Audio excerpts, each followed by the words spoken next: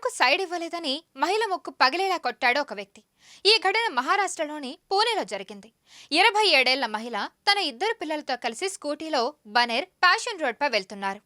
ఆమె వెనకాలే దాదాపు 2 కిలోమీటర్ల వరకు కారులో వచ్చిన స్వప్నిల్ కేక్రే అనే వ్యక్తి ఆమెను ఓవర్టేక్ చేశాడు. ఒక్కసారిగా స్కూటీ ముందు కారు ఆపి ఆమె జుట్టు పట్టుకొని ముక్కుపై పిడుగుద్దులు కురిపించాడు.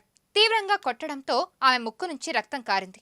జరిగిన విషయాన్ని వివరిస్తూ బాధిత మహిళ వీడియో తీసి సోషల్ మీడియాలో పోస్ట్ చేశారు. దారివ్వలేదని ఆరోపిస్తూ దాడికి పాల్పడ్డాడని ఆమె తెలిపారు. Old man who was speeding through us for 2 kilometers and I was somehow taking the vehicle from the left hand side, not wanting to come into his way. This guy overspeeds, risks life of so many people and takes a left turn, takes me on the side. He gets out of the car very furiously. He gives me like 2 punches.